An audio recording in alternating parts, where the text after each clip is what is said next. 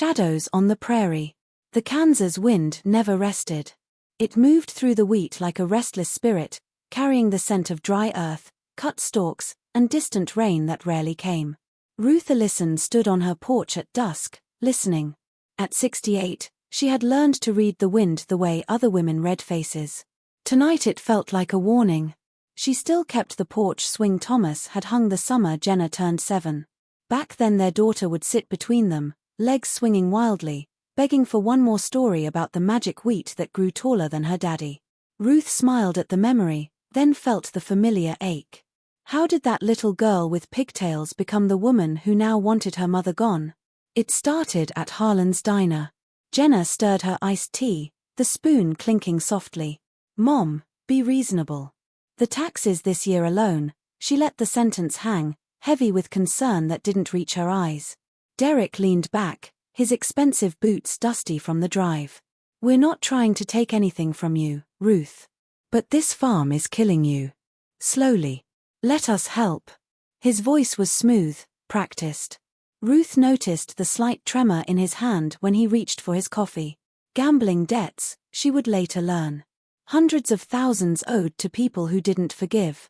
"I've managed 43 years, Ruth said quietly. "Thomas and I built this place." Jenna's jaw tightened. "Thomas isn't here anymore. And he poured everything into this land. Everything. While I was stuck inside doing homework and helping with chores, you two were always out in the fields. Like the farm mattered more than me." The words landed like a slap. Ruth remembered nights when Jenna was small, crying because her parents came in after dark, smelling of soil and exhaustion. She had tried to balance it all, but the land demanded everything.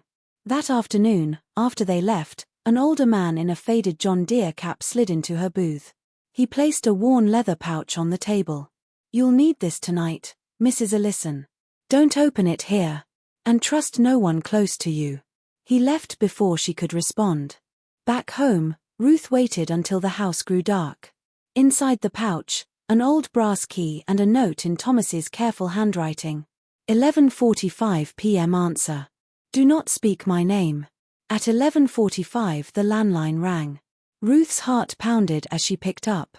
A familiar voice, recorded but unmistakable. "Thomas. Ruth, if you're hearing this, I didn't make it. They forced the tractor off the road. Don't trust Jenna. Don't trust Derek. The sheriff's involved. The truth is under the north silos. I set this call to trigger if Cal contacted you. Stay alive, my love." The line went dead. Thomas had prepared everything before his death, a dead man's switch arranged with Cal Whitaker. Sleep evaded her. The next morning Derek arrived unannounced, carrying coffees. Jenna followed soon after. Their concern felt like a noose tightening. Over the following days paranoia crept in. Ruth found the kitchen chair moved slightly from where she left it. Her late-night tea tasted faintly off. Strange headlights lingered on the county road. The wind carried whispers that sounded like footsteps in the wheat. She began searching Thomas's office at night. Hidden behind old ledgers were records of massive cash withdrawals. And a short note: "They're digging up the past to make money in the present." One moonlit night Ruth drove to the north silos. The brass key opened a concealed hatch. The tunnel smelled of damp concrete and something older, dry bones and disturbed earth. Inside the chambers she found crates of illegally excavated Native American artifacts, ancient pottery, tools, and ceremonial items looted from protected prairie sites. Alongside them were records of a sophisticated smuggling ring moving these artifacts to private collectors overseas, combined with money laundering through fake farm equipment sales. Derek had the gambling debts. Jenna had the resentment and the contacts. Together they had turned sacred history into profit. Ruth's hands shook as she photographed everything. This wasn't just greed, it was desecration of the very land her family had worked for generations. She met Cal Whitaker at the old windmill at dusk. He was a weathered man in his late 60s, eyes haunted. "I worked with Thomas for years," Cal said. "We served together in the Gulf. I got mixed up in some artifact trading when I came home broke. Thomas pulled me out, helped me go straight. When he found out what your family was doing, He asked me to watch over you if anything happened to him. I owe him my life. Cal was flawed, but loyal. He had been the one to set up the recorded call system. The pressure intensified. Strange calls in the middle of the night, breathing, then silence. Objects moved in the house while she was in the garden. Ruth felt eyes on her constantly, even while hanging laundry, the wind whipping the sheets like ghosts. Then they came for her.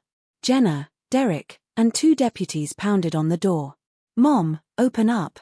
We're worried sick. Sheriff's here for a wellness check."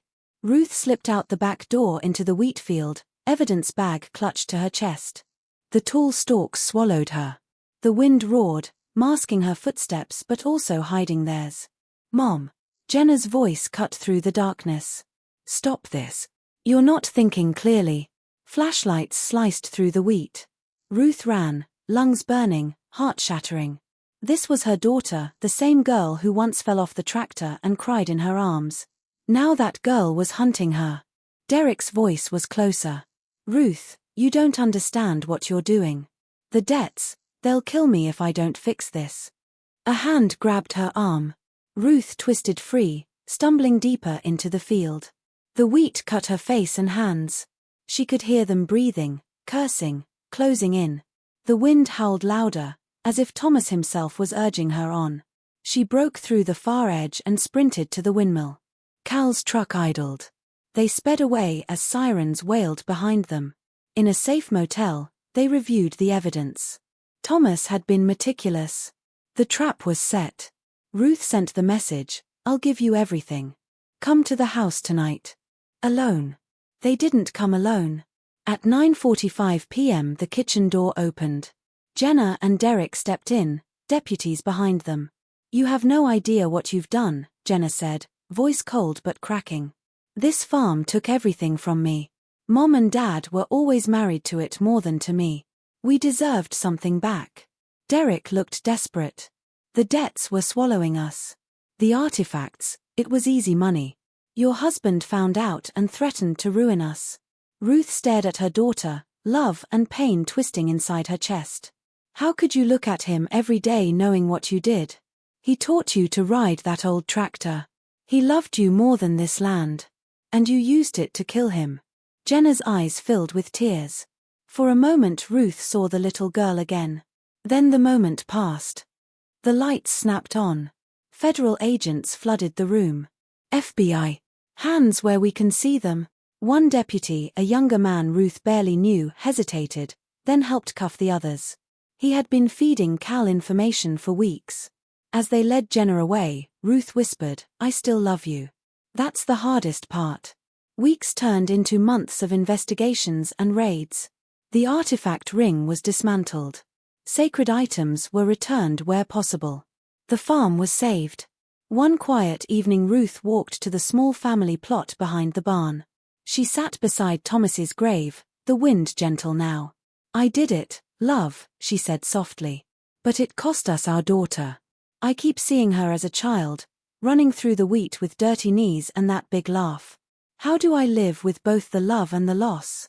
The wind brushed her face like a caress.